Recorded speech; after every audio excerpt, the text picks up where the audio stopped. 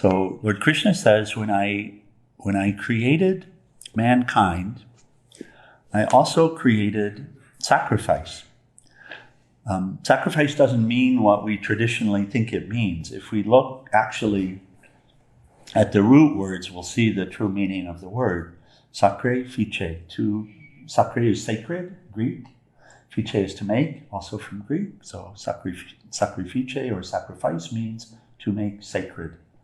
And that's actually the teaching, that I gave you the ability to sacrifice, that is, to make yourself and your surroundings divine. That's in fact the teaching. And so he's exploring this. And here's the sutra for this morning. I think we'll cover 2 of them. 13. Righteous people who eat what is left after yajna, sacrifice, are freed from past sins, but those who prepare food only for themselves are creating more sin. Someone commented yesterday, one of our dear family, Heather. Anybody remember Heather? Yes. Yeah. So Heather and Stephen are on the East Coast now. So Heather commented through Stephen, and Stephen might be with us right now. Mm-hmm. She said, in Hebrew, the word sin means to be apart from God. That's the meaning. So it's a beautiful concept that helps us to relate to it, right? Mm-hmm. Yeah. Yeah? Yeah, that doesn't have the connotation that I felt when I was growing up. Right. I just felt awful a lot of the time when I was engaging. Yeah. Not judgmentally, but just... Well, and it turns out the reason that we feel awful is because we're apart from God. That's it. It's actually that simple, even though it seems very complex. So, interesting, helpful concept of sin, I think, there. So original sin is when we first came apart from God, when we first separated from God, eating of the tree of the knowledge of good and evil, looking at the Western traditions that were given. And then from then, we use the concept of the code error in a computer. Code error. Which is, right at the beginning of humankind is this eating of the apple. And what we call in Sanskrit, avidya, or ignorance, or primal nescience, which is forgetting who one is and forgetting that we are essentially one with God. What is nescience? Ignorance. Oh. Not knowing. Not knowing. It's literally like that. Just another word for the same concept.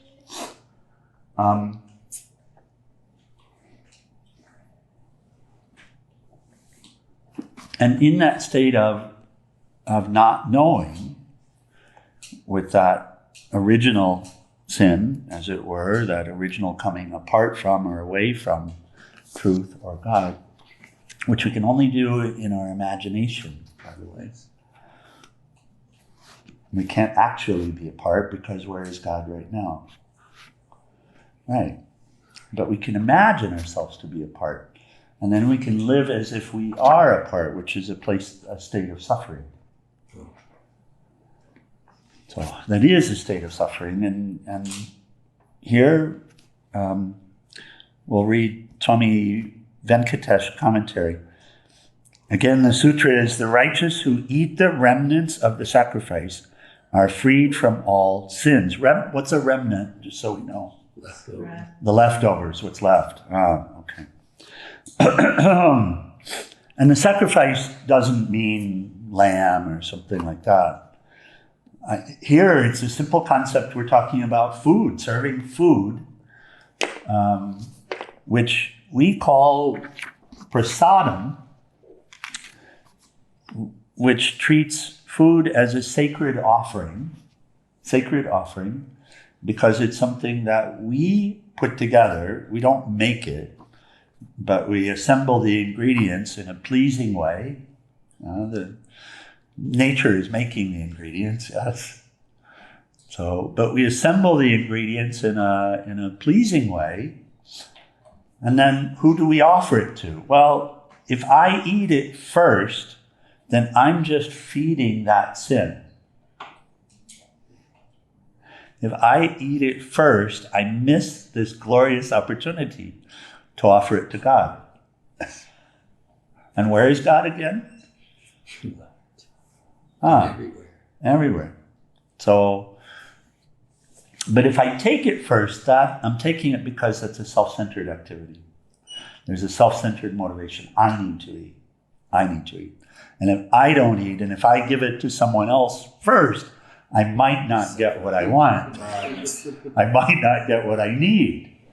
So that would be a common thought in the West, right? I eat first because I have to take care of myself, because I'm alone. Nobody else here to look after me, which is this state of sin. The word sin is being used. It's not judgmental, but it's a place of living apart from God or living apart from truth. Does that make sense? Living apart from God or living apart from truth. The little self is actually an imaginary being. It doesn't actually exist. There is no separation from God, and there is no separation from anyone or anything here. It's imaginary. So as long as we feed that imaginary idea, we feel separate. We have to actually feed the idea that we are whole and complete. And so in making this life and the activities of this life a sacrifice, that is an offering instead of a taking, then we're feeding the idea, which is the intuitive idea, which is in us. It's in us. And it's also, all of the teachings, all of the traditions are addressing the same. It's feeding this highest ideal that I and the Father are one, and that all of this is a unity, and that God is everywhere here. So in making this life a sacrifice, an offering, a yajna, then I find the truth. So here we're speaking of food, and there's a beautiful story that Swamiji shares. So the righteous who eat the remnants, who eat what's left over of the sacrifice, of the offering of the food. And who do we offer it to? Well, the altar for us is just a reminder of what's inside. God's not separate. These concepts of God being separate are not serving, not helpful. Yes, God's outside because God's inside. Then yes, God is outside also because God's inside. So if you and I are sitting and I know God is here, then I have to know God is here. Right? But I forget. Because I put this little I first. Eat first. Yeah, this imaginary I, this self-created being. And wouldn't that be the only way God could be God, or else he'd just be another guy? It has to be, by definition, everything. Well, yeah, we're funny. The righteous who eat the remnants and sacrifice are freed from all sins, but those sinful ones who cook food only for their own sake verily eat sin. So again, just dealing with it as a concept of separation, then we're actually eating separation. We're feeding the notion of separation. Does that make sense? Yeah. Whenever we put ourselves first, and which is a false idea. If we really knew what self meant or who I was, then we would know that when I'm kind to you, I'm kind to myself. Right? So we have a very bad habit that came along. Selfishness. This selfishness. It's a very bad habit, Yes. right? The selfish tendencies are these self-preservation tendencies, which are, Unnecessary. again, rooted in a false notion of self. Yes. So where does it fit, if you're in an airplane, you put the oxygen on yourself first? Yeah. Do you do it for yourself or do you do it for the good of all? Oh, for the good of all. Yeah. So it's the motive that wants to be looked at. It's always the motive. Right? So we'll confuse. We'll see two people do the same thing. Two people can come to the altar and prostrate, for example. One of them can do it with a selfless motive, and the other with the motive of wanting to be seen in a certain way. So we can't tell from the action. You can only tell from the inside what's the motive of the action that we're engaging in. Because that's the whole thing about the oxygen mask, and it's true. But what's being said is, if you're with the child, you put the mask on yourself first, and then you put it on the child. And the reason for that is to be of benefit to the child. Right. So here's what Swamiji says about the sutra. He says, not the ritual called yagna, but the simple universal daily act of cooking food itself is regarded as yagna, or sacrifice here. So the sutra, he's saying, is not addressing some specific religious ceremony. It's speaking of making everything that we do sacred. Right? We find God in our daily lives, in our day-to-day lives, when we ourselves practice the presence of God in every moment. That's when we find God to be here all of the time. How do you do that? If we only, Do you you think about it, or you're coming back to however you Yes, relate? all of that. You devote to all of that. That's just constant. And you make every movement through the day a movement which is an offering with one goal, which is to serve God or to serve the whole. So that's how. You spiritualize every moment. Even in reflection on the breath, interestingly, you don't have to think about breathing, but every now and then you can think about why you breathe. And there are two notions that could arise. One of them is to stay alive. One of them is to serve. Why do you eat? Same, right?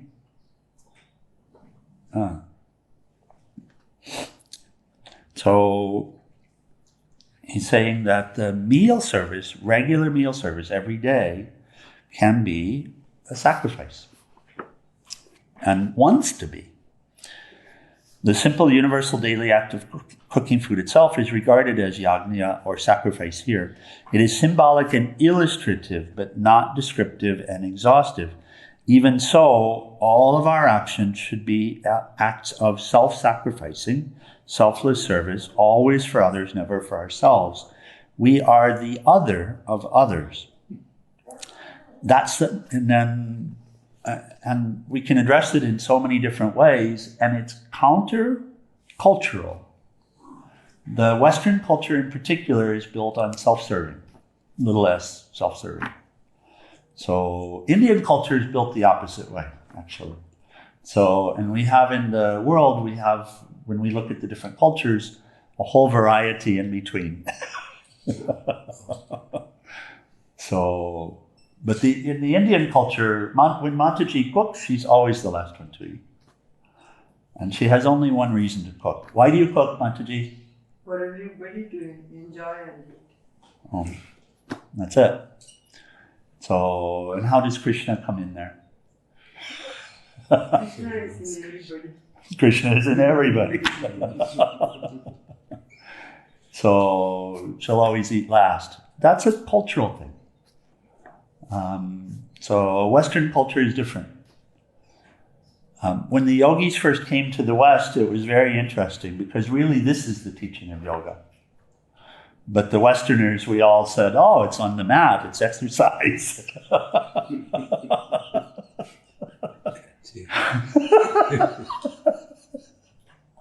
So, well, they're aids, and they do help, and we do feel good when we practice asanas, and it does prepare us because it helps to focus the mind and helps us to see that there's more to life than what we thought there was, and all of this. But this is actually, we're dealing with some of the highest teaching, which is in order to be with God all of the time, since we already are, the problem is that we don't know we are, so that's what's needing to be dealt with, is our own idea, our own visualization, our own way of relating. And so if we put God first in every action, in every simple action, and we recognize that God is in Narayana, that God and Narayana are actually one, and that all of these beings, even the ants and the doves, there's a word that came just now, the corn, all of this, is that God is also within all of it. And so life becomes spiritualized, and through the practice of the presence of God, we become more and more aware of the presence of God. So the yogis came to the West to help us to save ourselves, to help us to remember what the ancient teachings mean. Right? What does it mean when Jesus says, pick up your cross and follow me? Right? It means do as I do. Watch me. See the way I live. See that I never eat first. Huh? When I'm preparing, when I make fish, huh? When I bring fish from the heavens, manna, then what do? I offer. Do I sit and eat first? You won't see that in the stories, will you? Jesus chowed down before the... Yes, he ate first, and then with what was left over. If there's enough. But then the first one, if everybody didn't want to eat first, then nobody would eat. That's a very interesting idea.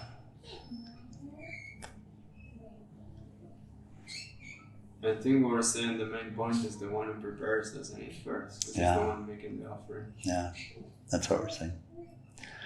So the one who is making the food is making it as an offering, and this is what's being explored. Or the one who's doing whatever it is making it an offering. And it would be offered to others first. In truth, there is no other. But as long as we take there to be others, the way to be free of the notion of others is to serve the other first. And to remind ourselves that this is God that we're serving in the other. And then, of course, when we receive, we learn how to receive as well. Swami, do you have a question? Oh. So you're talking about like seeing God and everything, but the mind habitually doesn't do that. It just latches onto the concept. So is this like a new habit of the mind to make or something? But it's a new habit. That's correct. The mind only is not seeing because there's a habit. And by the way, you're the programmer of the mind. So you developed a habit from this original idea, then you kept reinforcing that habit. But the habit is just the habit because of choices that were made. And look at mundane habits during the day. What time do you get up in the morning? What time do you brush your teeth? Like that. How do you brush your teeth? Those are all habits, right? So the mind is seeing through the sense objects. And the mind is connecting names and stories with what's being seen. Names and stories. And those names and stories are only coming from conditioning. We were talking about this with Nisargadatta a couple of days ago, right? Yeah. That it's all memories. It's all memories. So the conditioning, but the conditioning also is where does it come from? So Bill, I meet Bill. Bill looks like that, and Bill says something to me. Bill says to me, you're not looking very well today. And so I get to choose how to process that. Right? I get to choose how to process that. And based upon how I choose to process it, then the habit will be formed. So if I process that as Bill is a terrible person and, he's an idiot and I don't know why in the world he said that, he doesn't know what he's talking about, and I don't need to spend any time with Bill. If you process it that way, then the next time you see Bill, you'll have a bad feeling about him. You'll have a knot there, right? And then if you reinforce it, if you choose to reinforce it once again, the next time you see Bill, and after a while you'll be running away from Bill or you'll be shooting Bill, one or the other. So fight or flight, at some point he will represent a threat to you. And you'll either try to get away from him but that's just our own stuff. Those are our own choices. But that reaction is the habit. And at the same notion, if you choose to see this choice is conscious mind, isn't it? Mm-hmm. Not habitual, but it's influenced by the habits. Yeah. It's just influenced by the habits, though, because both are here. We always have, in any moment, the capacity to reevaluate our habits. Mm. That's conscious mind activity, right? Mm. At any moment, we can reevaluate our habits, yes? Yeah, mindful of the mind. So I've been shooting up every day, but now I don't want to do that anymore. So that's a reevaluation of the habits. Because why? Because there has to be another way, because this is killing me, right? Yeah. And it's taken any of the joy out of life and all of that. So you reevaluate. That's conscious mind. So you reevaluate Bill and you say, God is inside of him. That's a conscious mind activity, right? Mm. Based upon your evaluating the life experience, the teachings that you're exposed to, all of this. And so how long does it take before when you see Bill, you see God? Mm. Yeah, as soon as the habit's there. As soon as you have a God habit, as soon as you have a new habit. So it's habitualizing the mind to relate to sensory experiences with that's as God, truth. That's whatever. As truth. As truth. As truth. It's an exploration of truth by the conscious mind, and then a reprogramming of the unconscious mind. So it's not like everything we come in contact with. That's God. That's God. That's God. Well, like we're as a conscious mental activity, that's not so bad, because that speaks to truth. So that's why you repeat a mantra over and over and over again. Yeah. And that's also why you serve others first. You recognize that I'm serving God by serving others. Mm-hmm. Right? So that's a conscious mental choice, isn't it? That's conscious mind. Mm. And so the conscious mind has been influenced by the subconscious, by the habits. The habit will be, I feed myself first. Right? That'll be the habit. And it'll be very hard to change it because as soon as you prepare food, the salivation will have started to happen. There will be some body voice saying, I'm hungry. Oh, I'm famished. Oh, this smells so wonderful. Right? Yeah. So, but if you choose to change it, then you can change it. It's just you have to work against your old choices.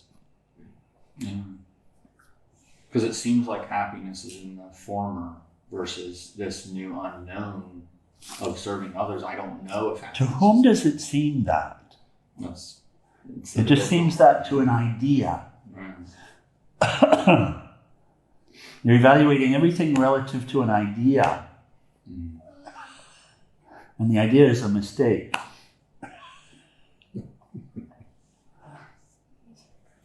Yeah. And so if you cultivate a new ideal, then you begin to evaluate everything against the ideal. Right? So I will love all. I will see God in all because I've come to the understanding that God is in all. So that's a change it's a new decision in terms of how to deal with life, right? It's a new decision. It's not going to be easy because Bill will show up and all that old stuff will arise and it will fight for your attention. But it's an instinctive response. It's a habituated response, that's all. It's neither right nor wrong. It's just a habit. So all that stuff will arise, that old tendency will arise. It'll assert, it will say, I need this right now, or I need to get away from him, or I can't listen to him, or something like that. Right? But if you've chosen to love and accept all, then you work with it every time, just like that banana peeling. Yes. You just keep working with it, and then you develop a God habit. The only difference between the saints and us is they have a God habit.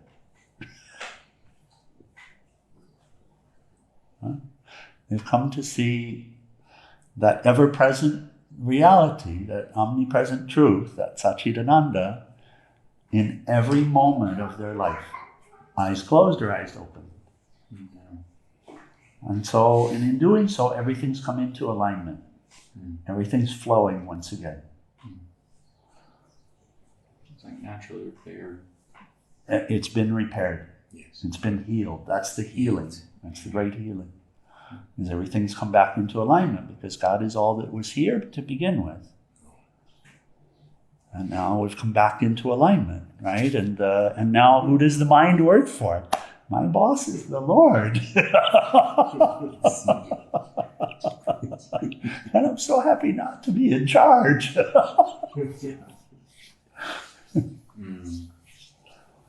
Okay, so that's it's a beautiful concept of food. As we explore sometimes, there's this question about if we look at our thoughts during the day, we hear something like 70,000 thoughts a day. A number like that is being typical, 70,000 thoughts a day. How many of them are about food?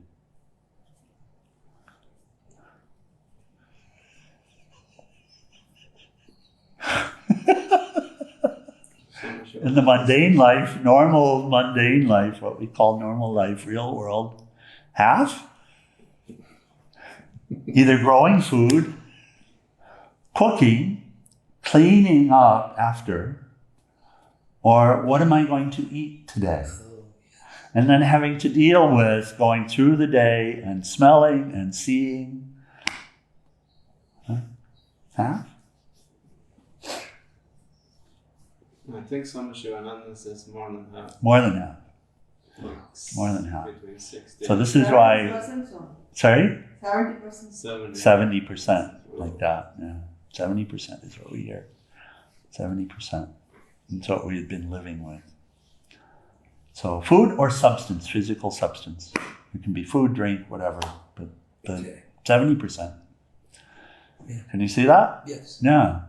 So dominant. Food, substance, physical substances to take into the body. They're all food. They're all food. The meat. Yeah. So 70%. So of course Lord Krishna goes there when he's talking about sacrifice. Then make that offering of food or that practice of relating to food an offering, a sacrifice. Make it sacred. Make it sacred. And the way to do it is to make as an offering and then to offer to others first. Make sure that everyone that's here has what they wish, and then you eat what remains. That's what's being shared. We'll pick up tomorrow morning. There's a beautiful story that Swamiji, did we read that? Okay, we'll read it one more time. It's a beautiful story. Any other comments or questions on the discussion? We have, it goes so much against the culture of the day. And There's so many objections that we'll raise and all that. And it's a very healthy process to let them rise up, but also to evaluate them as they arise. It's like there are two of us. It's as if there are two of us. And the duality is not actually outside, it's inside. There's this instinctive self, which is centered in body awareness, that's very powerful and very strong, that represents for this idea of self. And then we have the conscience, our own conscience, which is God in this body, that tells us something different. And it gets so confusing.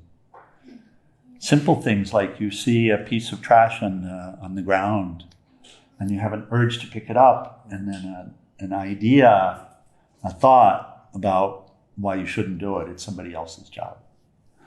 Or I might get something from it. Or you have some interaction with someone over a period of time, and they seem to be so bad. Finally, you say, I cannot talk with you anymore. I cannot forgive you for what you've done. I can never see you again. You are out of my life. I feel like every one of us has some of these. And you have to work at it to keep that, because there's an urging within you that says, let it go. Move on, let it go, right?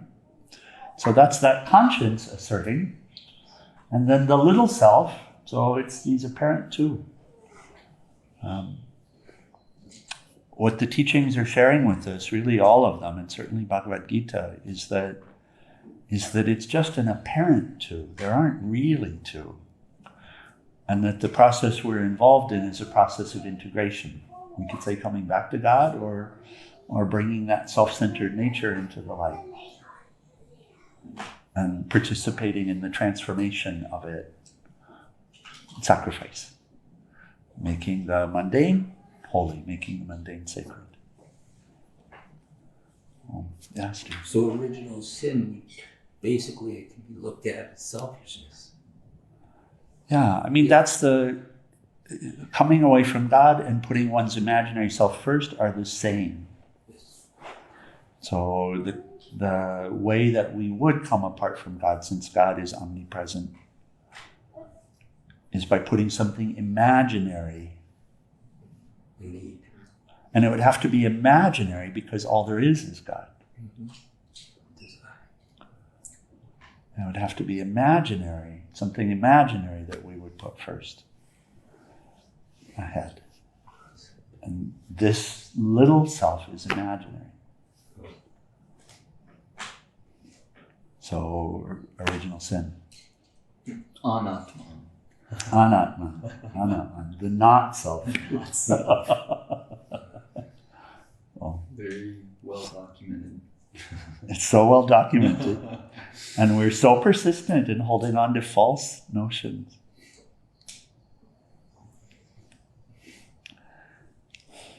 We protect our suffering so well.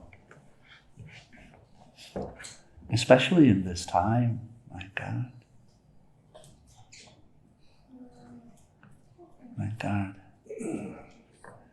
We have such a strong urge to protect ourselves, but we don't know what ourself is. So it leads to just terrible times. Terrible times. Yes.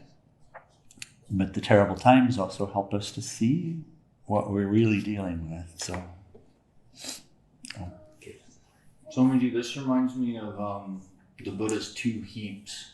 So when he was in his 6 years, he figured out that he should put 2 heaps, 1 heap of thoughts to keep and cultivate, and 1 heap of thoughts to discard as to leading to strengthening ignorance. So like anytime I have a mindfulness of a thought that is leading me into self-referential selfishness or whatever, then I disregard that habit. yes. And then anytime there's a selfless thought that comes, cultivate it and repeat.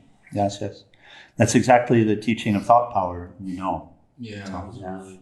deep dive on that over and over again. We can relate it, instead of calling it good or bad insight, we can call it beneficial or not beneficial. That which leads towards liberation, which is selflessness, and that which leads towards bondage, which is self-centeredness. Yeah. And so the desires and thoughts arising from these two poles. Yeah. One is the self-centered self, which is imaginary. The other is the God-centered self that wants us to know our full potential and live to our full potential. Oh. Okay, so we close. Final prayers and arati, page 174 in the Kirtan book. A little more chanting.